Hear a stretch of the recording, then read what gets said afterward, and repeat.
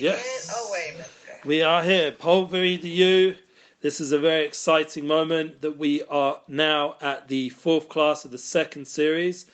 We have a pleasure to have our most loyal attendee, Jonathan, and I'm going to make it worth your while today. I really planned for this already a few weeks because we had a delay while I was traveling to London, Manchester, and then London again with different visits for different reasons, for touring and all that kind of stuff. It's all good reasons. Thank God, and my family also came first, and Lauren's always understanding, and so are all you guys. So I appreciate it that we can use those extra few weeks to really internalize what we're going to talk about today. Next class is actually going to be the climax of 2021. So we're going to really work on being real and internalization of everything we've learned so that it should impact our daily life. That really is my main mission statement, that it's not enough to have the soul connection and understand that we have a soul and understand these values and principles. It's about impacting our daily life, making a difference for our family, our friends, all the circle of influence we have around us, and hopefully through doing that, bringing unity to at least our town, and then hopefully our country. You know, you have a bigger place to make unity there, the United States of America. For me personally, being in Israel, to make unity sounds like a complete miracle. But, you know, we just had a festival of miracles just past now. So maybe you never know it's what's possible. You got to try. Now, today we're going to work on win-win. My picture of win-win, my vision of win-win is, say, for a company, when you see people really working as a team, or a relationship where you see the soulmates working as soulmates, as a unit, as one entity, one voice, or you have different opportunities in, you know, meetings and all the different settings that you work in, that you build the whole experience that it should be only to win. Not anyone should be the winner for the sake of someone else being the loser. Everyone should win. That's the goal of this session, to learn how to get that next level. After we did the previous 3 levels, we spoke about internalization, but first the private victory, the idea of really working on being proactive, knowing yourself, knowing what your triggers are, being real with yourself, and also mission statement, values, goals, dreams, not to get distracted by the noise out there, knowing what your purpose is, keeping focused, and building effective plans and strategies how to bring it into your life, that it should impact your daily life. And this is for your personal victory, so you can become independent. To go now to the next level, which is interdependent, the idea of going into the public sector, going out of yourself now. Now you've worked on yourself, you've done the inner work, you're ready now to go outwards to a team, to a business, to a company, to a relationship. You know, just listening to a guy called Lewis House, and it was very refreshing to hear. I think I mentioned it before here, but he said it again very well. If you want to check out his most recent podcast on relationships and from himself, he said there that he's realized now, and he's totally open and not afraid to admit, that he's got into relationships not truly understanding what the focus needs to be. And I think over here we've got it right. And I think now that Lewis Howes has realized it, he'll be saved of years and years of heartbreak and relationships that he put so much time and energy. And obviously, I'm sure he had some good moments and there was a lot of growth, but he missed this point of focusing on values and goals and dreams in the relationship, rather than just jumping straight into bed and what you can get out of it physically. Be able to really tune into the real point of a relationship, which is that you are connecting on a soul level. And that soul level is the key to have a long-term relationship. And we could all work on that ourselves. We can all avoid a lot of pain and suffering by being more aware of these concepts. And that in itself is already a big victory personally. And it can then be taken to the private, to the public level. Now, we're going to read a little bit from last time, like we mentioned from my soulmate's contribution to the course. To help those around you win, and at the same time live fulfilled with self-love and nourishment. This is in itself a huge struggle. We're all going through it, because to understand what fulfillment is really the key to happiness. To know self-love means to really know yourself and what you need, and to nourish your soul, to feed, to give the sustenance. Soul needs to eat, mate. If you don't feed it, it's going to get, it's going to start to be less effective in its influence on your life. And how do you feed the soul? We've mentioned this in the previous class a while back, that you need to make sure you're learning matters of the soul, deeper wisdoms, mystical texts. You need to work on your praying, on your meditation, on your mindfulness. These are all sustenance to the soul. It's giving attention to the soul, paying attention, giving it that time that it's needed. Just like you need to give your spouse or your soulmate or your business partner the time they need so the relationship is in a good place. You also have to give time to your soul. It deserves time. And that's something to put in. We already mentioned the previous one, being more effective, but that will give the nourishment you need. And then you can help nourish others. Because once you are full up on some level, you have some sustenance. You're not feeling exhausted, burnt out, or de-energized. Like last night, I was trying to do a post for my recent tour. We just did a really nice concert in the UK, and I wanted to put up some of the footage we got on Instagram, and I was just posting it. Suddenly I see on the top this live video, and I'm like, wait a minute, that's my studio using my channel to put out a class, and I'm not even there, and I know nothing about it. What's going on here? Press on it. It's like 1 a.m. I'm like, what? They're live now at 1 a.m. Who? What? And I looked at it, and it was a mess up class, but the main rabbi and this translator was there. Nobody else. And they whoever did it, tried to run a class without my attendance. And I was like, what? This is my class. It's like they're taking over the show, if you know what I mean. So I had to, Wow. Yeah, it was really hard. And I didn't really sleep for a little bit. And then thank God my soulmate woke up. And this is where we have to thank, the good Lord. He gives us these people in our life. She woke up and she saw me fiddling around trying to fix and figure out what just happened, and there were mistakes all over the video. It was a complete mistake. Whoever gave the go-ahead's going to get in a lot of trouble. And even if the main rabbi, he was miscommunicated to by the people there, there was a lot of cleanup to do. And I was sitting there trying to work it out. And my wife woke up and was like, you okay? And I was like, no, I don't really want to get into it at this time of night with her, bother her. But she, thank God, gave me the time, and it relaxed me. And by that point, I was able to fall asleep, and I'm having a functional day. And I was able to speak to the key people in the positive side that are supportive towards me to hopefully defend my cause and sort out this whole takeover, whatever was going on.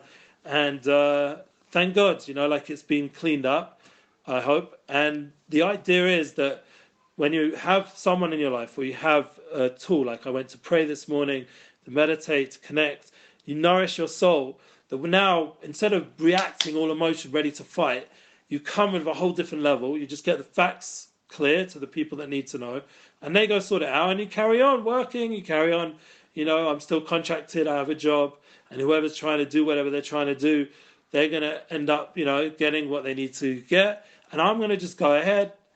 And that's the mindset, and that's the energy, and it's a different experience. So when you're in a company like I am, or in an even more professional company, a larger company, there's going to be these tests. And if you're nourished and you're fulfilled and you've got self-love and you've got people around you who are supportive, you'll be able to cope with those challenging moments. So you won't get overwhelmed by the trauma of a sudden shock. And I'm sure it happens to all of us in business situations. When I was on my tour, thank God it went really well. Everyone was so happy. There was one group that just wasn't interested in doing anything for us other than just getting us to come there and do what was on the minimal contracted. So it was a very cold relationship. There was no feedback, no conversation. And I was trying to explain to them, you need to get more involved as hosts if you want the best out of the artist and you want the best out of the show and the communication, and we need to discuss what we're going to do. And they just weren't interested. And there was some mention of it somewhere, some file somewhere that wasn't clear at that time because of all the different Corona challenges and everything that was going on that time. So they didn't get the full amount that they specifically had originally with the original person they've spoken to asked for. So it got really complicated. Maybe that person should have reminded us again just before, but the point was it got really complicated. Now, I was at the next show the next day, and it was loads of people, and everyone was there excited, and it was this great energy. And suddenly I was getting bombarded from the management and from the host's irritation. I had to explain it and clarify it. So part of me, I could have let go and lost it in front of all these new people, and that would have embarrassed myself and ruined the show in front of me, which ended up being a massive success. The challenge was to contain that situation, deal with it slowly, and allow the process to be worked through.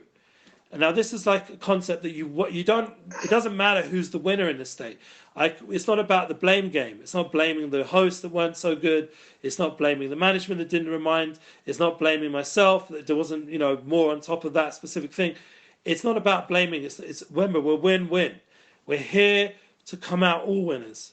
And that's what in the end, we ended up saying to them, don't worry, we'll come back. We'll make up for whatever part of the concert you didn't get sometime in the future. And, management was like, let's just move forward to the next things. And we've already got new bookings, new opportunities. That show was a success. We didn't ruin it by getting the artist into a bad mood or whatever. And the artist, thank God, dealt really positively with it. He even gave me a hug, said, man, don't worry about it. Whatever's going on over there, we did a great job. We're doing a great job. Let's just keep going ahead. A lot of love. And it just spread out to everyone that we were around, and we were able to finish off the show. Inside, I was still like, I don't know if you get this feeling sometimes, Jonathan, but with business, you feel like maybe I should have done better, or, the perfectionist side of yourself. How could something go wrong? But when I stepped out myself and I was like, wait a minute, this trip could have been cancelled completely because of Corona. Like, there was a new variant, and we might not have made it to London. And then even if we made it to London, they could have stopped us, turned us back, and all the different scenarios, and the show shouldn't have really gone on, quarantine, this, that, all the new rules. It could have got really complicated. Thank God I flew in a day early because of it, so I could miss all the new rules, because they only came into operation in the middle of the night. And thank God I was there already 2 hours before they came into action, so I didn't have to quarantine. But it was complicated. And I was just thinking, wow, there's so many things that could have gone wrong and didn't. So one little thing I'm going to dwell on out of a whole massive tour, and that's the inclination we have, and it can create a lot of negativity, a lot of losses, because you lose yourself. Once you lose your mind and your peace of mind, your focus, you're no longer in a mindful, expanded approach to business. You're in a small-mindedness. You're thinking about how could this happen, blaming this, blaming that. And now you're in this whole blame game. Everyone loses. It's a lose-lose situation, the opposite of what we're trying to do. So once again, by reminding ourselves that we need to be fulfilled, we have a purpose, we have a larger purpose. We're trying to work together as a team. We have self-love. There's no insecurities here. I'm a good guy trying to do a good thing. I don't have weaknesses and have holes. I'm a good guy. I'm not perfectionist. Nourishment. I'm nourished. I'm very important. I'm taking care of myself. So I'm in a state that I can go ahead and process the challenge in front of me. Because the challenges are going to come. Gedalia, very, very wisely, I mentioned this guy Gedalia in Miami. I wish you could have met him, Jonathan, when we would come visit. Most beautiful home I think I've stayed in years. Yeah, this guy Gedalia, he spoke amazingly recently about how he now waits excitedly, get this right, excitedly for the challenges, for the headaches, for the difficulties. He's looking forward to them because he knows that means he's on the right path in this business decision. He's game on. Come on, like a soldier. They're ready for battle. This is what life's about. Not avoiding it, like we said, stuffing your face instead of facing your stuff. Take it on. Yeah, okay, next. What's next? I'm ready. I'm game. I'm energized. I'm focused. I'm up for it. I'm in my peak state. I've done all the different steps. I'm in a peak state. I'm ready for whatever this challenge is. So then I'm not going to be like all feeling pity for myself, pity and all this victimization, all these rubbish thoughts that people go around and around nowadays. I'm on my peak game. I'm ready for action. Let's go. And that's the kind of businessman who's successful. He bought a massive hotel during the peak of Corona when everyone else thought it was mad. Everyone else was trying to sell or worried, and who knows. He bought a resort at that time. Yeah. And look how much he's made since then in Florida, Miami, imagine. Yeah. property. Woo! And he bought it when it was, yeah. But that's because of his mindset. Not because he's some business genius. It's because he understands the tools of the soul, how to be most effective in business, to win, and not to be a loser, not to be someone who's always busy with the losses. He's busy with the wins. So let's read a little bit more about my soulmate, and we'll get back to this. Once you have worked out the first 3 stages, as we mentioned, of our first 3 beginning sessions, you can be, and for you it's your second time round or your second series, you can be at a point of knowing how and when to give, by empowering yourself and others, by keeping yourself fully charged. Peak state. That comes by living fulfilled with self-love and nourishment. You're empowered and can help others to be empowered, and ultimately learn to rejoice in other people's success. And we brought a holy rabbi here. His name's Rabbi Nachman. I don't usually bring rabbis, but this is one of the hardest things ever that I've ever heard. That he taught his student his student passed away a few hundred years ago. We're celebrating that day next week. His name's Rabbi Nosson. To be happy for the other students' successes, even though they were in competition, meaning these were the other students. Yeah, you're my student, and you're one of my students, and I want you to be happy for everyone else's success in the team. I want all the other students to be more successful even than me. That's the kind of mindset he taught his student. He wants his student to be happy with other people's success. This is the kind of mindset we need to all have, yeah, in our life. We all need to have a mindset that's happy for others, happy for our partners, happy for our soulmate. We want them to be successful, happy for our brothers, sisters, happy for each other. Yeah, we want a booming economy. You don't want to, like the way the politicians are always trying to say who's worse. We want there to be abundance. Yeah, abundance brings more abundance. People spend, people are kinder, people are generous, they're more kind with their time, with their focus. That's the kind of world we want to live in, a world of abundance. We want that, and that's the kind of mindset we should build, even with a competition. Yeah, not try to destroy them. Give them room to breathe. Give them room to also, because if you really, once again, in a deep level, that you're going to have everything you're meant to have. You don't need to take from other people to get what you need. That in itself is an important rule. Yep. You can never really take from someone else, in the true sense, in the ultimate sense. If people would only know this, you can never really profit on top of someone else's losing. It's not a true statement that you profited off someone else. Even if you say, oh, well, there's loads of people doing that. The whole business world filled with people who've crushed other competition and crushed. Look at these people. They're always going to lose out on some level. They're going to have losses in other places. They're going to get that amount no matter what. But they did it in a negative way instead of it coming through a positive way. They were going to get that blessing. They were going to get that amount in their bank account. But they got it through stealing instead of getting it through investment and building other people, building a company, building a portfolio, building something positive to help benefit society. They did it another way. So they're going to have the same amount, but it's going to come with a negative energy and all that brings. For example, it could be illegal. It could be the other people are forever, angry and ready to fight them on that point. Like Jeff Pulver always says, don't burn your bridges. I think it's also a Tony Robbins concept.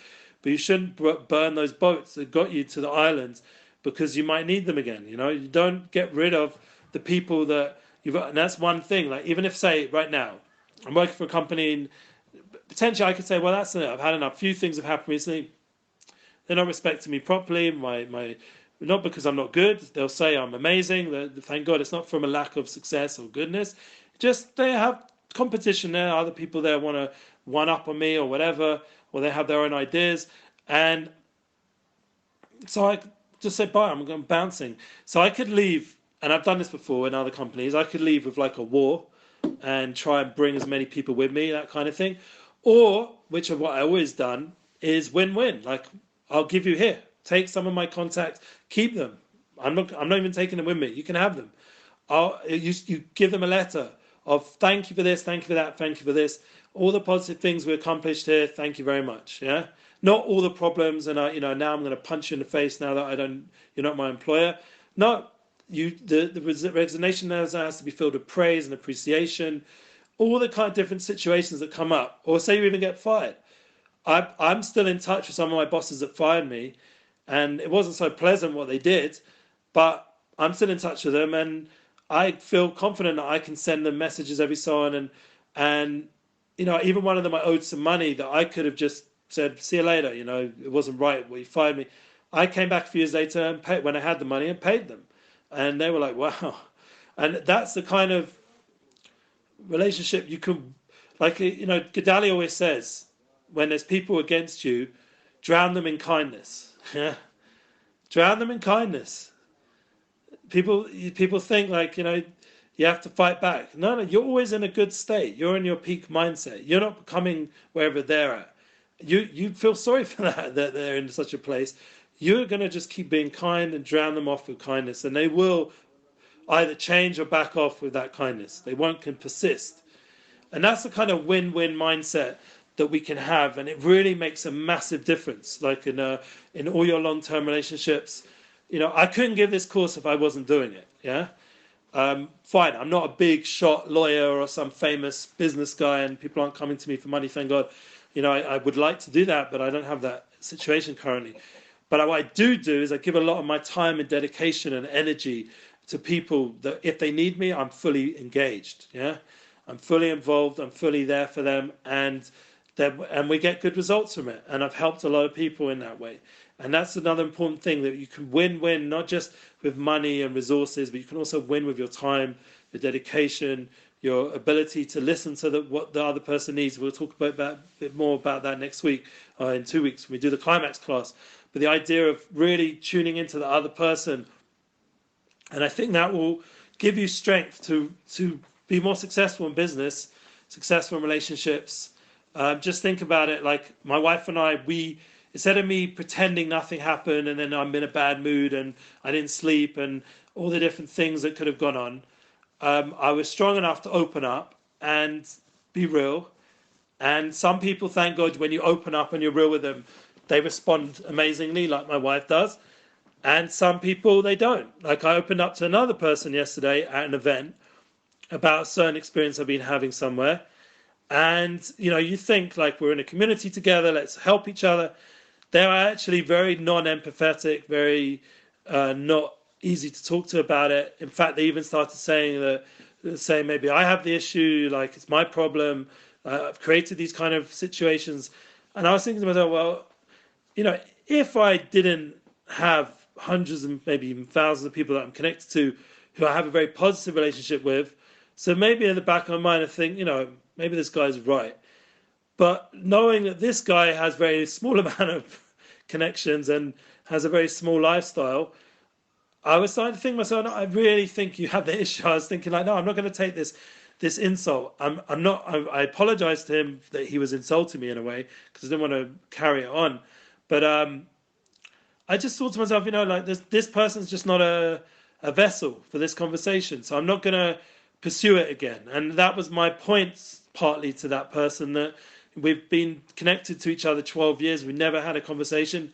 I'm now having my first conversation, and I didn't say this to him, but it would be very unlikely that I'll pursue it again unless there's a big surprise in how he follows up, if he follows up.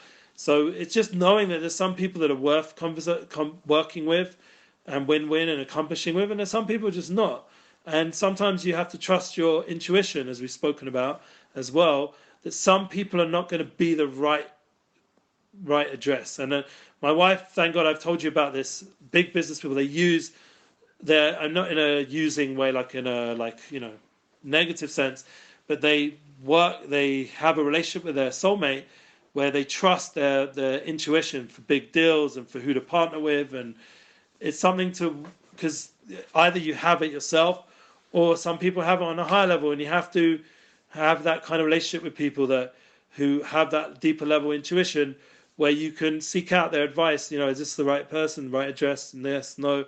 And it can make a big difference. Think about as kids, how influential a friend can be. And so we think, it's just by kids, because it's more obvious, the influence. But with adults also, like they can ruin our state of mind. They can plant negative seeds.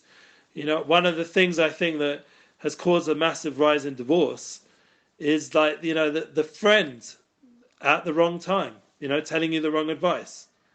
Yeah, I don't know if you'd agree with that, but 100%. there's these people who come and they don't mean your best. They have their own issues. They're angry with like men or women or whichever way it is, and they've had their own burnout relationships, and they don't want you to be happy in front of them, and they see that there's some similarities, and they put what happened to them onto you. Like Stephen Cosey calls it taking your script, your life script, and writing on other people instead of actually learning what the other person really needs and really is saying in their own specific, unique situation. You take generalizations and you just whitewash relationships, and it's a shame. We shouldn't be so Yeah, external. it's amazing. It's amazing how people in that situation go to other people that are struggling with the same thing for advice and not going to like healthy relationships and talking to those type of people. And it happens very often in divorce because, misery loves company. So it's a way for you to edify, your experience. And, it's that mindset, right? Like if your girlfriends are talking bad about their husbands, then or your buddies are talking bad about their wives, then that's a clear indication that there's an issue in their relationship, and you should be edifying, and it should be a win-win. You should never be talking bad about the person you're with, even if you have issues and struggles. Those are yours, you and hers. And yeah, people go and family is another one that just Yeah. oh, forget it, Start right? talking Like, to the don't mother-in-law. get me started. Forget about, or the wife or the husband Or talks to their mother or father. Not good. So yeah, well, and people create this image of who they think you are, right? And they don't take the time to actually get to know you, and they attach certain things to you. That's their baggage or their view of you, and they don't really know your soul level, right? They don't know who you actually are and take the time to get to know, right? It's material type stuff a lot of the time, right? Money and the size of my house and why aren't we going on vacations? And yeah, it's selfish is what it's it boils down to. yeah, and it's stuff that really deep down doesn't fulfill a person, doesn't make a difference to their soul, to their essence, to their love, to the things they really care about. And it's a shame that we're so distracted by this kind of stuff and by those kind of people. I mean, one of the tools for the soul to daily practice is to meditate or pray, whichever way you feel more ritually comfortable with, but to, on a ritual level, to actually be involved in praying for good people in your life and to be saved from negative people. Like when you're traveling, I'm praying like a crazy person not to get that border guy or that police person or nowadays, unfortunately, even on the planes, the stewardess, or used to be more cool with the stewardess, but now they're also stressed. And you don't want to bump, or when you're on the roads, you don't want to bump into the wrong people. So it's important to realize that you can actually draw those kind of people towards you if you're not conscious of the power of energy you're putting out. I mean, this is one person did tell me that I'm putting out a negative energy, and I don't know. Like you've seen me on the Zoom. I don't think on the Zula. I don't think I'm putting out negative energy generally. I never imagined myself that way. I'm intense, but I'm You not. know it. I feel sometimes that when people are so quick to comment negative to you about you and they hardly know you, it's because that's what they're feeling about themselves often. You know. Yeah, I think you need to test that, right? I think you need to, like, if someone comes at you and says you're angry, for example, right? That's just an easy one because it seems like everyone's kind of got some anger going on these days, Yeah. whether they can't travel or they can't get their gift for their family member Yeah. this season. But that anger, if you look at it and someone brings it to your attention and you do your prayer, you do your meditation, whatever it is, and you realize, no, I'm not angry, right? I've processed it. And then you start realizing that's probably their anger, right? But you have to look at yourself first. And if there is any anger there, right, if you did get frustrated because you had to wait 2 minutes in line, right, like you probably have some soul work to do so you can, go more towards that, looking forward to those challenges. Okay, this is a long line. How can I build a relationship with someone in line or have a conversation with my kids and not play on my phone or whatever? There's always an opportunity if you choose to view it from that lens. And I agree. Yeah, and that's people confuse like passion. Like when you have passion and you're confident, people can misunderstand that, right? And it's not, and they don't take the time to actually dive into it. And I mean, that's how I am. Like, I'm very passionate about what I do, but at the same time, like, if you're going to come and have a conversation with me, like, let's have a valuable conversation, not just the surface level, what you've seen on, CNN or Fox News or whatever. Like, I hope you've done your research, because if you haven't, I have. And that might have me come across as abrasive or intense, but it's like, no, I'm prepared, and this is my mission in life. So yeah, and that's important. Like one of the things that I've tried to do a lot is the last few years, and it took me a while to learn this. Because when I first started, for example, teaching, I was so intense and so on fire about what I believe and understood that people in the class would start having stomach aches. Like it was just too much. And I had to, years and years after, being in that space of giving over material or talking to people about deep things, is realizing that I have to bring it down to earth and look at the person. Who am I talking to? Like, I'm not talking to me. If I was know talking your to me, audience, right? know your audience, and 100%, and really understand that the audience is under a lot of side factors are influencing the audience at the same time as you're there. Like, they're distracted, they're sleep deprived, they're in a stressful relationship, they're going through so many different aspects, so that when they suddenly, you lose them, like you lose their focus, or they look like this elsewhere, or even they're literally in front of you ticking up their phone and just going like this. Like on tour, I was trying to like put down the flame of what was going on the day before, and there was a special person in front of me telling me some really important things that I actually connected to what I was dealing with, and I was trying to like quiet the phone and talk to the guy, and it was very awkward. I didn't like it. Yeah. So later on, thank God, I was able to Yeah. just put away the phone and just be there for this dude, and show that I'm a focused guy and I'm there. I'm there for the people in front of me, and it's important that we have to be present to get that kind of presence, and we have to really, like you say, doing research in terms of facts. We have to do research with the people we're talking to. Like, I sent an email out today to a massive project. It's called something like Rock Poverty. They want to get rid of poverty in the world, and some huge plan of hundreds of thousands, maybe even millions of dollars of massive events around all of the US and the world. And people involved have connected me in, because I've got a lot of artists, creative speakers, people I could bring to the table, definitely much cheaper than, say, some Black Eyed Peas show or something. It would be a much cheaper option, but it would still be interesting for the world. They have a story. And, I was emailing them. So before I emailed them, I researched, who am I talking to? Who's this guy I've got the email? So I went to the website, read a bit of his bio. If it's something really I'm passionate about, I'll go watch a few videos, if they've got anything like that, any online content. Like, sometimes it's worth, before you go to the meeting, and it will show a lot of respect. Like a guy called Tom Bilyeu. If you've ever listened to any Tom Bilyeu stuff on impact theory or whatever his class is now, I think it's called impact theory, well, I just call it Tom Bilyeu because that's, I think, how he's branding himself now. That he which is his name, yeah, Tom. So he does a tremendous amount of research of all the people whenever he interviews. I don't know if you noticed, but maybe more than any other interviewer, like he's totally like immersed in that person, like for 9 hours just before speaking to them, and like maybe even the day before as well. Like a certain immersion in that person that you're about to go and talk to, and then it's a different level conversation because you're totally involved in their books and their content and who they are. Right.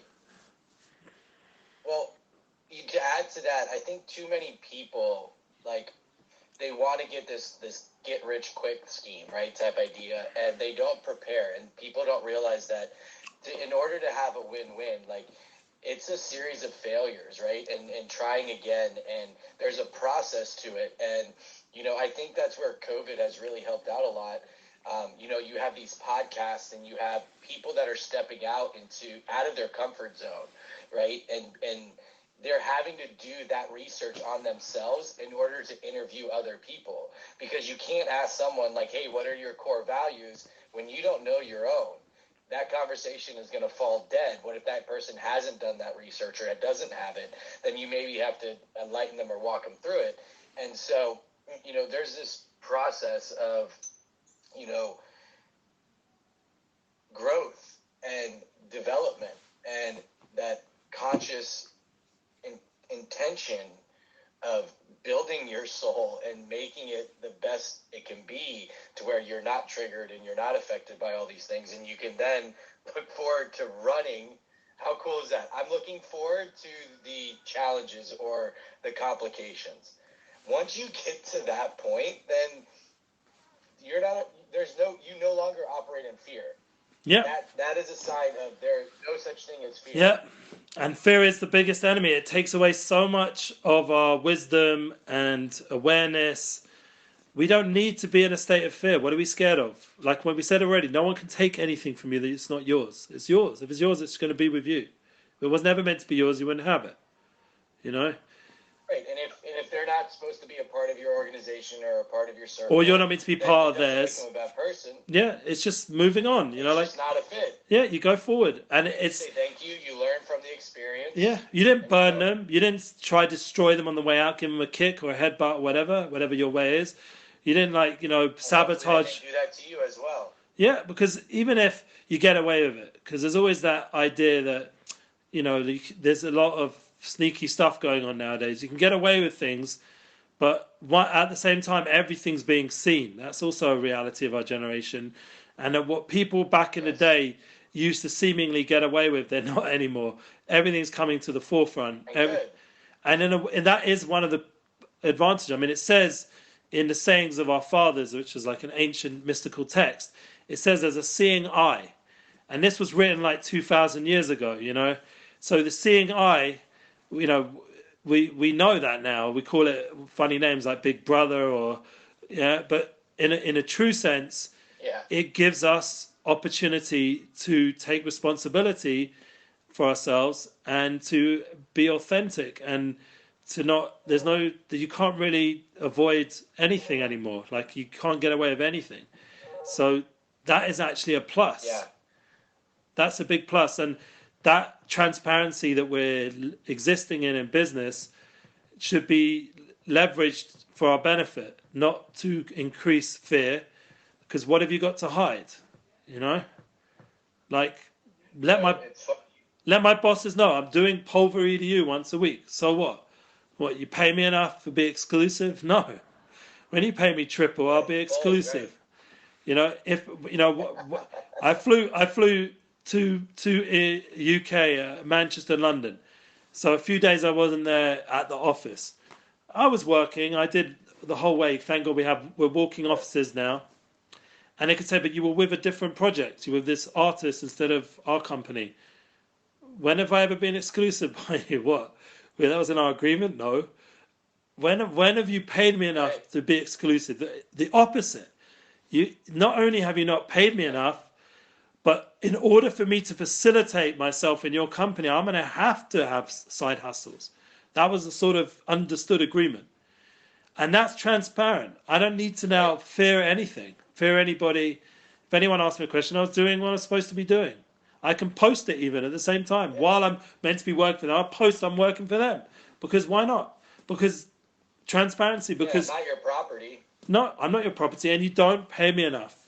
The amount of effectiveness that I get done in my own time covers up those other hours that I was on their clock doing other things. Like, I know how the world works nowadays. If you think the world is now 9 to 5, sit in a cubicle job, then that company is running with small-mindedness. That is a mistake for our generation. We don't need to function that way anymore in business. Everything, like they're opening all the offices where you can see everything's transparent. You can, even the offices. So the office space is open. That's the standard now. Everyone can see each other, not in a weird way, hopefully in a communal way, in a community way, in a unity way, in a way that Yeah. we're a team. We're a win-win. I want the guy over there to An win, and I win. interactive way. Yeah, and then we've got bouncing off ideas, and we're not hiding in some cubicle trying to how can I get one over the guy over there. They all see what I'm doing. I see what they're doing. We're all here together, right? We need to make this. We all have the same mission statement. We're here to make this a success. And any other way, long term doesn't work, in my opinion. The competition eats itself. You know, as I always have that vision. I think I've mentioned it here once. But when I was at corporate, someone posted on the thing because they were so upset and pained by it that you have like, you know, different levels up the ladder. But who's the guy underneath? What's happening? He's getting like we're talking about different birds on this ladder all the way up, and he's getting, you know what I mean, on top of him. Yeah, right down at the bottom. And that's you don't want to have a life like that where you feel like everyone's crapping on you. You want to be part of a process. Yeah, you want to live. Yeah, you want to live, you want to enjoy life, you want to be happy, you want to be fulfilled. You want everyone in your company to have some level of fulfillment and some level of functionality and clarity. And it's a different way of running business. Like HR nowadays has a big impact on how the company environment is. And it's really important that the right people are in charge and they have the correct training. And you know, one of the things I wanted to do in a corporate company, I started doing it on a small level, is a motivational coach, development coach. That you need to give a lot of love and motivation to all the employees. You can't just expect them to come every day and just be robots and do what's needed. They need a lot of attention and to be seen and recognized and motivated and encouraged and given tools and given times to relax. Like you get together outside of the company and do some activities together. These are really important parts of successful, you know, structures that build a win-win environment. And that's one of the big points today. But once again, I just want to go back to my wife's point. You can't do it if you yourself in a state of, you know, exhaustion or burnt out, and therefore you also have to be able to sometimes say enough. I need to just now get myself into the right state. I'm not in the right state, and I need time out a little bit. Tomorrow morning, go swimming. Yeah, go for a walk in nature. Take the person you love most out for a drink and just talk about things. Yeah, like you can't just keep grinding. It's not going to work. It's not healthy. Human beings are meant to do that. Once again, we're not machines. We're complicated, and yet we're very simple at the same time. There's a lot of back and forth. You have to constantly reassess what's needed right now, and you can't assume that what was is going to work. You have to be flexible. You have to be versatile. You have to be up for change. There's going to be a lot of changes. Yeah, a lot of transition. Yeah. I mean, how much have you seen that in the last few years? How much change there's been? Oh, and tremendous, and it's going to continue, right? And it's when you accept, it's when you accept that that's coming, right? I think that goes into what you mentioned about, you know, the gentleman that's happy when these situations come about. Yeah, Gedalia, you know, Gedale, Gedalia. It's in English you'd pronounce it Gedal, Gedale, Fenster. You look up this guy. This guy is a rock and roll star. Yeah. Yeah, I'll check it out because it sounds great. Because, like, you know, you've been given a gift, and too many people hold that with a clenched fist. And to get access to that, you know, people have to pry open their hand. Where if you hold it and you just know, right, and you give it the freedom to breathe and to morph and to change and to grow, but you know it's not going to leave your hand, you're now allowing that to go out into the rest of the world. And, you know, it's funny because I love lions. I love them. There's something about them. And, you know, I learned recently that, you know, the way that lions hunt, everyone thinks that, you know, the lion is the one that catches the prey. It's not. It's the lionesses. And when they hunt, the lion goes on one side and the lionesses go on the other side. And they basically bookend or, you know, surround the prey. And the lion roars. So the prey gets scared of the roar and runs right into trouble. Where if they actually ran to the roar, they would get away. Because the lion's well fed. He's not designed to pounce and to kill, right? But what do we do in life, right? When something roars at you, you run the other way. It doesn't make any sense, right? That's fear. If something roars and you address it, once it's addressed, that roar no longer exists within you. Yeah, then you're going to have another roar. You made up this idea. Roar. This is your idea. No. That's God. That's how the world works. That's okay, because you'd be surprised because the prophets in the Bible. I don't like quoting the Bible publicly for everybody, but I don't think you're like an anti-Bible guy. So the Bible, there, but yeah, thank God. So the prophets talk about it's called Arya Shag, with the lion's roar. Yeah. And the lion roar is there to help us wake up, to be have a greater awareness. It's to bring us to a higher state of awareness, when the lions roar. Not to put us into a state of fear. It's to wake us up to higher understandings. And there's certain times of year in the calendar, especially specifically in the Jewish calendar, but it's really a universal reality, even if people know about it or don't know about it. Even the calendar itself is roaring at us to wake up at the certain times of year, to have more of a self-assessment, more of awareness. Like as you get towards the new year right now, for the general calendar, we have 2022 coming up. People are meant to be waking up. What happened this year? Yeah. Now this is the time to do self-assessment, and not some BS version where you take on all these things you're going to break the next day. But this Gedalia says a great quote. He says, "Don't say Happy New Year. Say Happy New You." The year is not going to make you happy. It's the new you that's going to make you happy. Here's these great quotes. These clever lines. But the point is that it's you that's going to make the year happy, not the year. The year is just not going to do it for you. 2020, everyone thought, wow, it's going to be 2020 vision. Everyone's so excited. And then Corona comes and knockout punch, headbutt. 2020 vision in a different way. Yeah, it was a wake up, really. That's really what it was. Sure. It was actually tuning us to a new vision, a new way of viewing life in a healthier way, not in a negative way. The world did need to slow down. The world did need to adjust its hygiene and just the lack of appreciation for how we could just go anywhere and do anything like that. Suddenly we have to I really appreciated my successful 2 trips, and in the time before that as well, really appreciate on a whole nother level I never would have had before Corona. Yeah, I would have taken it for granted on some level. It's gratitude. Yeah, it's gratitude, right?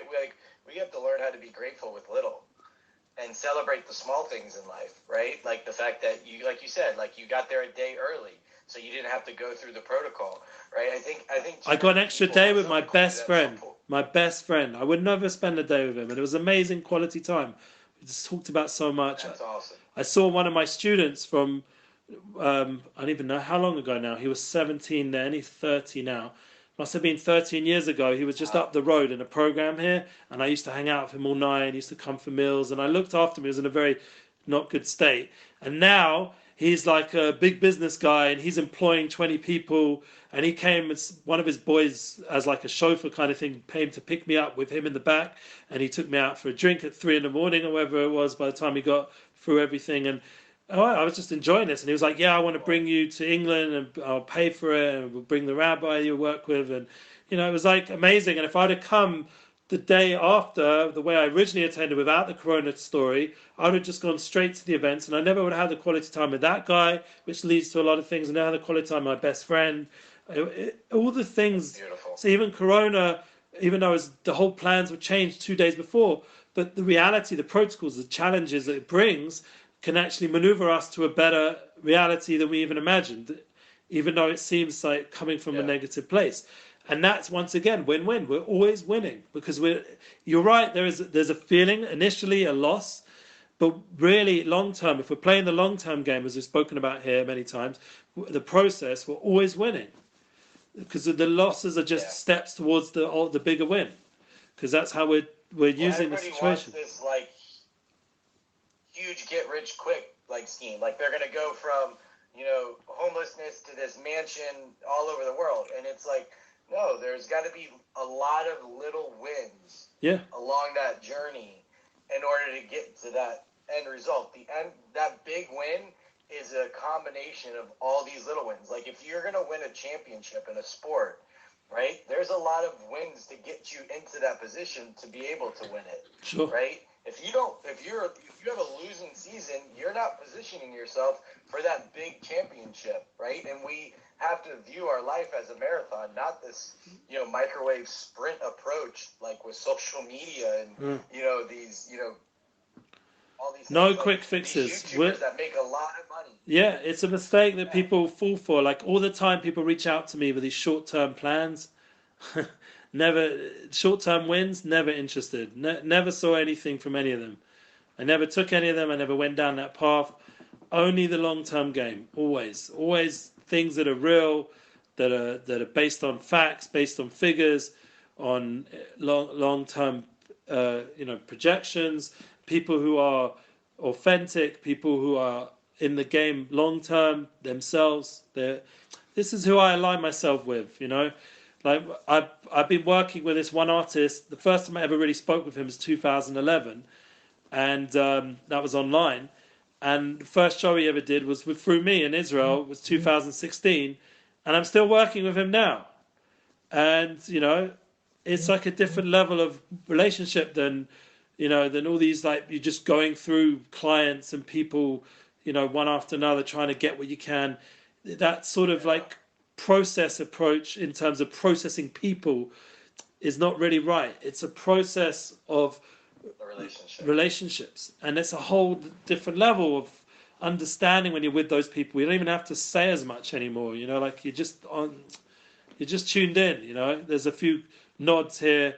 I was videoing them on stage. There's a few movements here, nods there. I knew what to do better than the new guy because I knew he needed the towel, he needed the water. I knew when this was coming. I knew this person needs to come on, this person comes off. There's a sort of natural flow between us, even though I'm not on tour with him that much these days, but from all the history, And it's like, it's a nice, gratifying feeling. Same, like they try to, the company I told you, they try to get someone else to run my show. It was an absolute joke, the way it sounded. The guy's a nice guy who was doing it, but he speaks well, but he just doesn't have the natural flow to run a studio like, thank God I have, and it's a gift, whatever. Maybe I watched a lot of TV growing up. I don't know where it comes from. It's a heavenly gift, whatever it is. But I know how to present a show, and that's my gift. And I can run the musicians, I can run the speaker, I can run the studio. I'm running the social media all at the same time, and it's no problem for me. Not everyone can do that, So you got to know your gifts, live those gifts, appreciate those gifts, and allow yourselves to feel good and love. Feel that self-love. It's really important.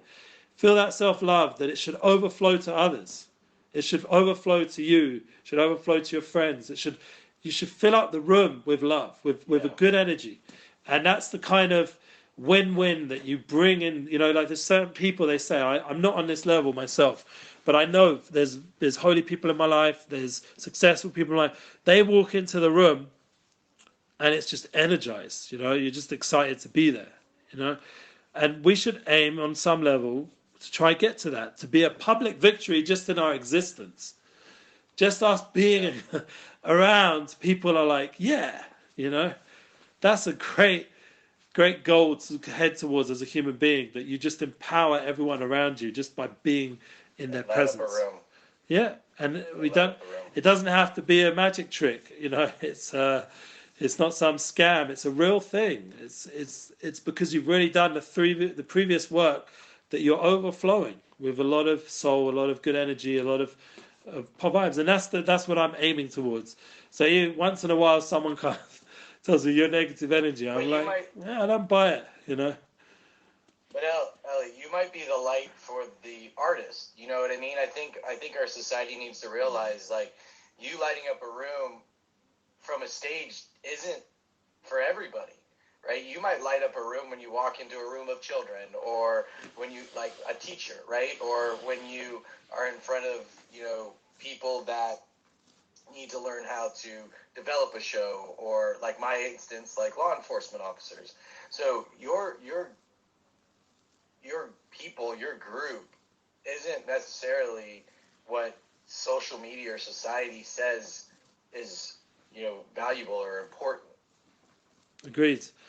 That's really important too. We're going to talk about that next week. That's part of the next week, the climax class that we're going to internalize to be real, but we're also going to add in that point, and we've discussed it, we've mentioned it, about how important it is to realize the other soul, how great they are. And it doesn't matter, like you said, how the labels out there, what they describe as great. There's a soul level of what's great.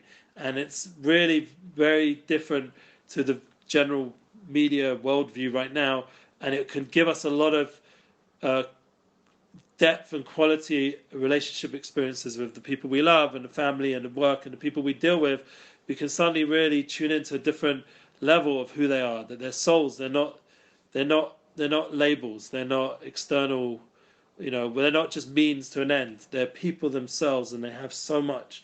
And it's like it becomes with a self-knowledge before you can once again to really see it in others. You can't really do it till you've done that inner journey yourself.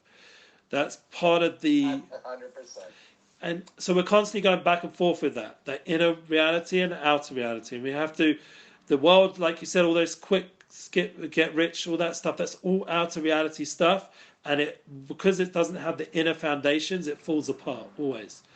Only when there's the inner foundations are there, then it has a sustainability and an eternal aspect that is something you can leave as a legacy. And it's this is what the legends, when you started mentioning lions, who came to my head? Bob Marley, because he's someone who, lion and a lion and a lion, all the songs and the music and the representation, they understood the greatness of a lion. And, it's an understanding that certain people have left their stamp on this world, that when you mention something, you associate them because they had such a presence, Yep.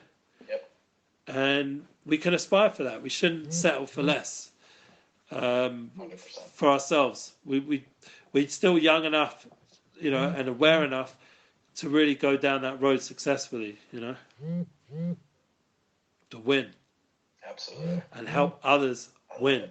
That's the key. It's win-win. It's not just I win. It's win. I win by making others win. That's the real. Yep. So anyway. It's not about me, it's about we. Yeah, that's it. Turn the me to we. It's a much happier life. It's a different life. Think about all the people. One of the motivating voices in your head when you wake up in the morning.